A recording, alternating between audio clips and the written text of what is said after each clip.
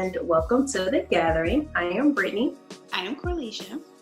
And we are missing Janelle. She has taken some time to focus on her family. She is on maternity leave.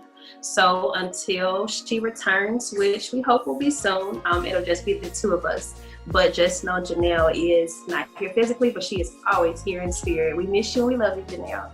Yes, we miss you and we love you now.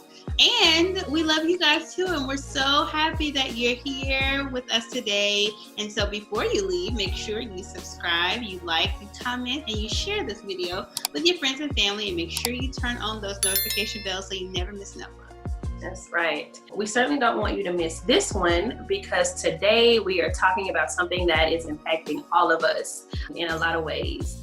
We wanted to bring back one of our therapy talks videos because we are therapists. This is something that's very near and dear to our hearts. And we wanted to talk about therapy and the need and use of services during the pandemic because it does look very different during the pandemic than it did, of course, pre-COVID.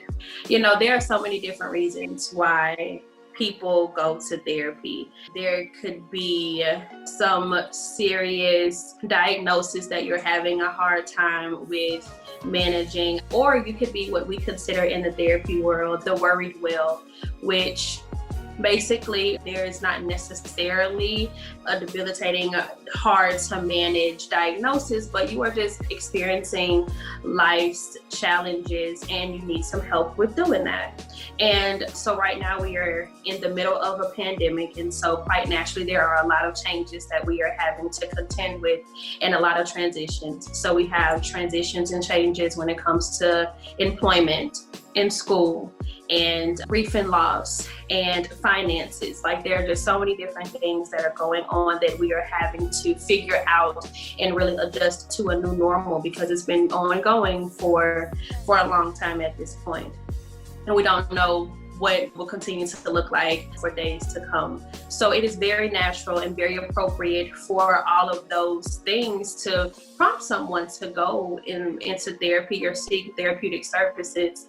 But of course now, because this is global, you know, everybody is touched by it in some way, it is even more appropriate to go because with all of these challenges and all of these things that are taking place, it definitely will prompt feelings of anxiety, some depressive symptoms, and stress. And all of those things can trickle down into every area of your life. So they can cause sleep disturbances. So either your sleep patterns are off, you might have nightmares, night terrors. If you've had to take different jobs, you know, your schedule may be off, so you may have some issues going on with just your sleeping. Also with your appetite. So you may eat less due to the availability of food, or just your appetite is different because you are stressed or anxious or feeling depressed. Or you may be eating more for the same reasons that may prompt you to do some emotional eating. And that's, you know, something that's a change for you. You could also experience some physical symptoms. And so if you already have a pre-existing condition, it can be worsened because of the stress that you have going on. Difficulty with concentrating. So if you are preoccupied with other things, if you are experiencing grief or loss, you've had to quarantine, you're not with your family, you don't know where they are. All of these things can definitely prompt some difficulty concentrating on just day-to-day things because I'm thinking about where my loved ones are, what's going on with them. If I have a loved one that's in the hospital, I can't see them, I can't get to them. It's going to be hard for me to focus on work. And then for our children, if parents quarantining or if something's going on with somebody that I can't come in contact with on a regular basis anymore, how am I thinking about geometry, you know, and I have these really fundamental things going on. So that's difficult also. And then you can just experience also, like I said, just a decline in overall mental health. So where you were at a different place last year pre-COVID, and now all of these things have happened and your life has changed so much. Now you just have a decline in an otherwise pretty manageable day-to-day tolerable level of mental health. And so if you have any of those things going on, it is very normal. It is typical. We want to normalize that for you. You are not alone in that struggle. And these are all reasons that one would typically go to therapy, but because of what we're experiencing, and it's very appropriate to seek therapeutic services. Even if you never thought about going to therapy before, even if that's something that you just dealt with anxiety, you dealt with stress, you dealt with depression before, it is very appropriate to now in these circumstances maybe consider it if you had not before. Agreed. I think all of us would benefit from probably seeing a therapist. I think living through a global pandemic in itself would be considered a traumatic event. And so anybody from children to adults to even therapists and healthcare workers like ourselves, like none of us are exempt from the challenges and the struggles that this global phenomenon has brought. And so whereas last year or 2 years ago, you may not have sought treatment, but this is a whole new time, whole new precedence for all of us, because anxiety, stress, depression, financial struggles, grief and loss, this is something that is touching every single person in the world. So I think that if you are feeling overwhelmed, like even if you are not experiencing some deep or severe mental health issues, like it's a good idea just to kind of get these feelings out, just to kind of talk about them, just to kind of process them, kind of get them out of your head. Because I think sometimes we all kind of feel like we're all in this boat together, and we are. But there's nothing wrong with wanting help and accepting help, because it is. It's when your future is uncertain and you don't really know from day to day like how things are going to look. It is a triggering, very traumatic experience, and so I think that probably every single person, including us, could probably benefit from just kind of talking to someone about that. Yeah. It's incredibly complicated if you were someone who, as Brittany kind of alluded to before, if you were someone who already was dealing with some pretty complex mental health conditions. So if you struggle with anxiety or history of depression or other mental health concerns, on top of going through a global pandemic, it is just a double whammy. And for some people, depending on kind of how it has impacted you, are just not adjusting very well. And you might be seeing, instead of just being a little bit stressed or depressed or feeling like overwhelmed or some changes in your sleep and eating patterns, you might be feeling even more severe symptoms. You may be experiencing panic symptoms where you feel like you're going to have a heart attack, you can't breathe, you're hyperventilating, sweating, where you feel like you literally might lose your life at that moment. Severe debilitating depression where you can't get out of bed, you can't eat, you may even be experiencing thoughts of suicide. So if you already kind of are dealing with issues, this is just only going to complicate the situation. So I would definitely suggest, if that is you, I would definitely seek therapeutic services. Another option may also be like a 24-hour mental health or even physical health facility.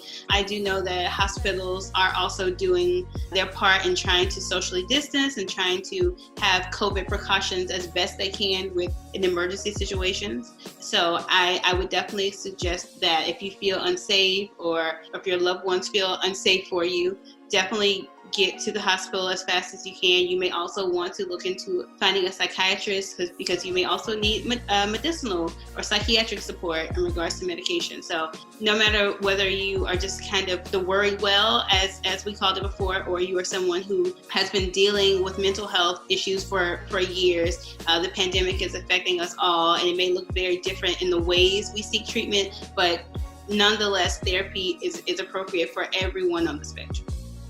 Absolutely. Very appropriate. And then we like to add to this also, there are services that are still available. We know that the world looks very different. Availability of lots of services and resources just look different. We have to socially distance. We know that things look very different, but what we do want you to know is that therapy is available. So we have another Therapy Talks video where we talked about seeking therapy, and we even referenced our Instagram page, and we have like resources there. So we'll definitely give you access to that video if you have not already seen it, because it's still some really good information. The process looks very similar as far as researching a therapist for your particular need. So Corlicia and I talked about two different kind of needs that will prompt one to seek therapy at this time. So you could be on the worried well end, where you're just trying to figure out what life is going to look like for you now and maybe in the days to come.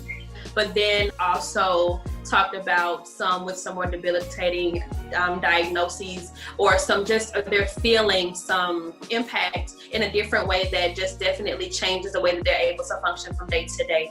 So we want to make sure that you are looking into services that fit your unique needs. So again, that video will kind of help you walk through that process because it looks the same. The only difference is it won't be face-to-face more than likely, unless you go to one of the 24-hour facilities and you receive some sort of inpatient treatment. But typically it'll be telehealth now. And that is another transition. It looks a little bit different when you're not in the face of your provider, if you're not in their office, but the impact is still the same. So you will still be able to receive services, specialized services from a well-trained professional that can help you, but you'll be able to do it in the safety and comfort of your own home. We just encourage you to try to get in a private area. So even if you live in a house of people, like try to find a quiet area that is private, maybe use headphones or earbuds or something like that, so that you're still able to talk candidly and privately to protect their end of the conversation. And oftentimes you will see your therapist, even if they're in a private setting, they'll probably have something on too, just to give you that extra nod of confidence, but you can talk to them about privacy and confidentiality. But we encourage those little things if you are going to participate in telehealth, but we do want you to know that those options are available. Yes, and there might also be a few therapists that are still willing to do in-person treatment. So you just kind of have to find what's available in your areas. But we will definitely link some resources below. We'll also make sure that we link our first Therapy Talks video above. And so all of those resources, like Brittany said, it may look a little bit different, but they're still available, and the ways to find them might still be available. They just might look slightly different. Mm-hmm. And you can also, so like we've mentioned before, so they have Talkspace, they have BetterHelp, they have that are like strictly online therapeutic services. But you also may have already had a therapist at some time in your life that you have been comfortable with, that you can reach back out to, that they may just meet with you over Zoom, or they have more encrypted, confidential places where you can meet online. But it's something very similar where you have like your own private room that is secured and like we said, encrypted, so that your meeting is private. But you can also reach out to a previous provider also. You don't feel like you have to start from ground zero, because now the platform is different. You do have these online platforms, but your day-to-day therapists, just like us, are still offering services. And so all it takes is just reaching out. And again, we kind of gave you some help with that in our first video. So if you guys have questions, feel free. We always link our Instagram and our email. So if ever you guys have any questions that you want to ask us in regards to therapy services or anything like that, we welcome all of your questions. So definitely, or if you guys know of any other resources that we didn't talk about, feel free. I know a lot of our followers and our subscribers are clinicians just like us. So feel free to add any resources that we may have missed. Yes, absolutely. We just want to encourage you to continue to take care of yourselves and each other during this pandemic. It is global, so that means that we are all in it together. And we just wanted to come to remind you that help is still available. And although it may look a little bit different, everything does, but we are still trying to make it together as best as we can. So like Felicia said, let us know how we can support you. And thank you for gathering with us around the topic of therapy today. Anything else, Corey? No, I think that's great. Okay. Well, until next time, we will catch you on our Instagram and in the comments. Take care.